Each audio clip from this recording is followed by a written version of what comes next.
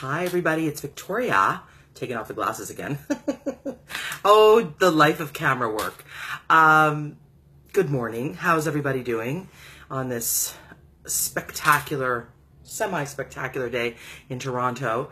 I wanted to come to you today to talk a little bit. I mean, it is sort of, Valentine's month and all of that, which is, I know, just sort of a semi-ridiculous holiday, but means a lot to a lot of people. And I wanted to talk a little bit about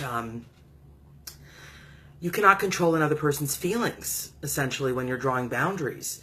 And I noticed this a lot in my office. I wrote a lot about it in my second book, Connecting, Rewire Your Relationship Culture.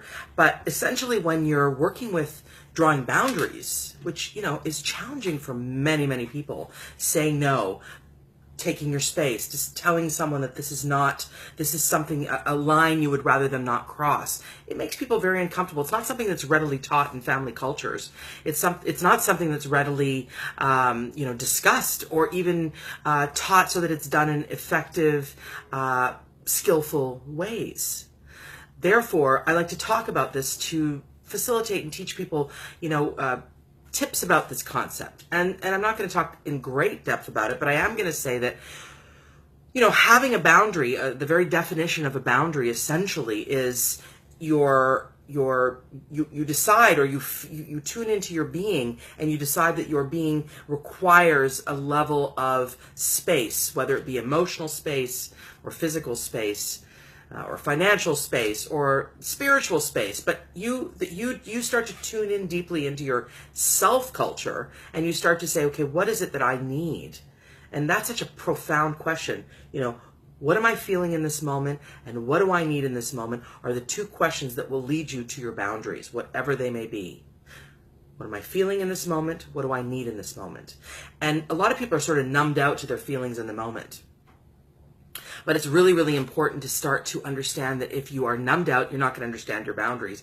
So the first thing is tuning deeply into yourself to know, what do I need in this moment? And then at that point, there's this opportunity to, sort of navigate life in a way where you're saying no, where you're saying yes, where you're allowing people to be part of your journey. But boundary setting by its very nature has in it feelings of guilt, feelings of, do I have a right to this? Especially if you were brought up in a culture that's people are saying to you, you need to be nice, and you need to be accommodating, and you need to be the kind of person that doesn't, anger people, and you need to be polite, and you need to be, all these things. So, people, I feel, and I've observed in the 20 plus years I've been doing this, the more people have the ability to skillfully draw boundaries, the more there will be a relationship with life in which you feel happier. It's very simple. I believe that's one of the formulas to happiness, is to feel like you have a right to say no, or feel like you have a right to draw a line, or to feel like you can say to someone, not right now, or this doesn't work for me, or these are the type of boundary communication I talk about and I teach. And very often other people will have trouble with that boundary. That is the thing, the nature of relationships sometimes is it's all fun and games until someone sets a boundary. It's all fun and games until someone sets a boundary. And yep, we're talking about boundaries. And I don't feel it's taught well enough, and people are just saying, well, just say no. Oh, well, no, but there's all these implications. There's all this energy around boundary setting. People don't want to be the bitch. People don't want to be, but I really want to tell you that there are, skillful means.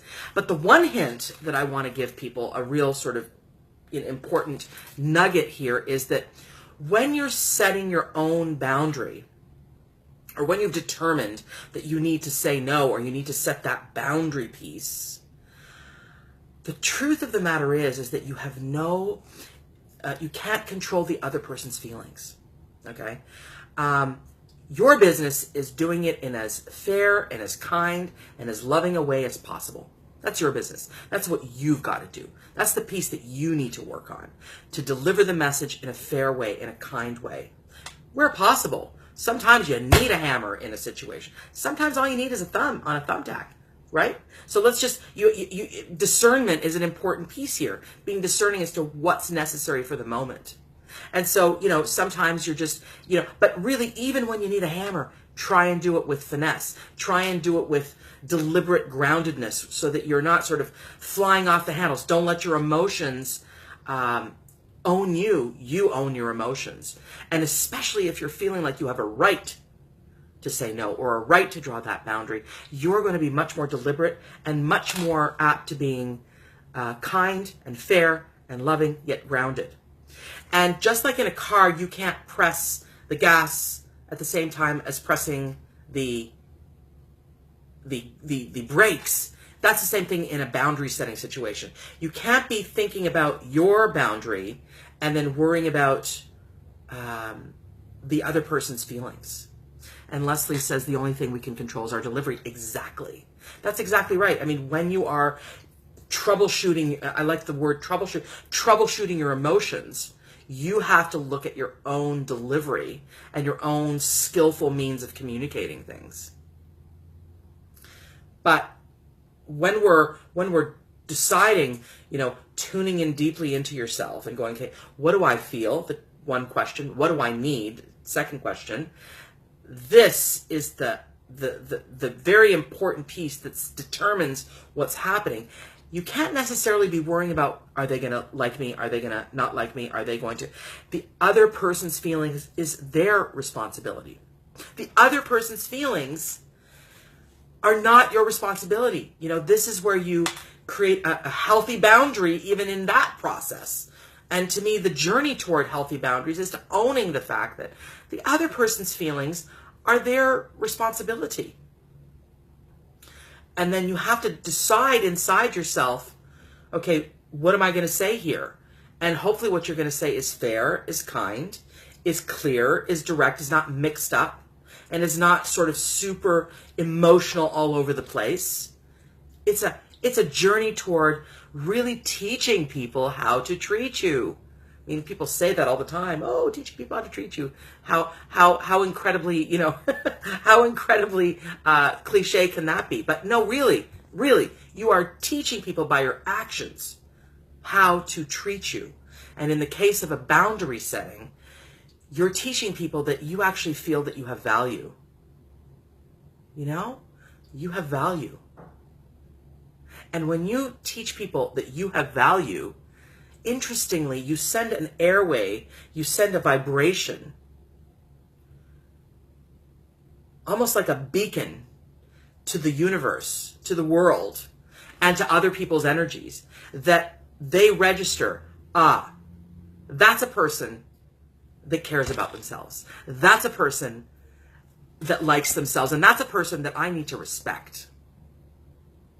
And that becomes like a reverberating energy, just a reverberating energy in which you get to choose new people in your life. But if you're constantly worried about what the other person is thinking, and I know that this is not easy stuff, believe me, this is not easy, but it is the inner discipline that I work with, and I feel that people need to work with as well. And in the office, I do it all the time.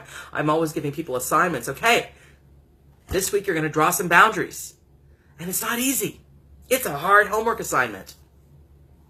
But it is important because it creates this incredible atmosphere of positive relationship culture, which is what we're trying to do. We're trying to rewire our relationship culture. We're trying to rewire our neural pathways and the messaging you might have gotten from your family culture that said, you know what? Toe the party line. Toe the party line, okay? Do what's best for the group, because you know what? We don't need to be high maintenance. We need to do what's best for the group. Okay, I'm all about participating. I'm all about teamwork. But what happens to the self? And to me, that's not about a narcissistic pursuit. No. And let's be clear about this buzzword called narcissism. And I write about it, I talk about it, and everyone is talking about it. Let me just say that some narcissism is healthy. It creates, good morning, Carol. It creates a positive self-esteem.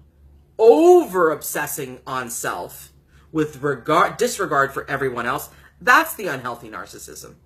But in this case, learning how to draw boundaries, learning how to advocate on your own behalf, and asking the two most important questions. What do I feel in this moment? What do I need in this moment? Train yourself to ask that question. You will create much more positive relationship cultures with people and with self. You'll have a better self-culture. The truth of the matter is that in every single relationship of your life, every single relationship of your life, you will encounter the challenge of needing to draw a boundary at some point. And learning how to do it skillfully is crucial. I hope that helped today. I mean, it's short and sweet and to the point, but I want you to hear the video back.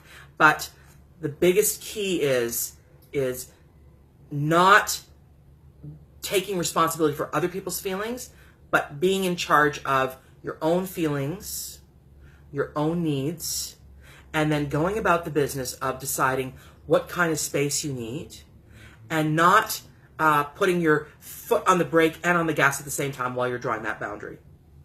In my book, and this is, of course, Valentine's month, so we're talking relationship stuff, but I'm going to talk about self stuff too. That was all self, but this is about self and relationships. In my book, Connecting, Rewire Your Relationship Culture, I talk a lot about boundaries and boundary setting, but also in my Find Yourself Culture book, which a lot of this material is also driven from. Find Yourself Culture, moving from depression and anxiety to monumental self-acceptance. You can get that all on my website, visualizationworks.com. And as you know, I'm Victoria Lorient-Faibish, a holistic psychotherapist, a registered psychotherapist, and I look forward to continuing to engage with everyone. Blessings! Take care.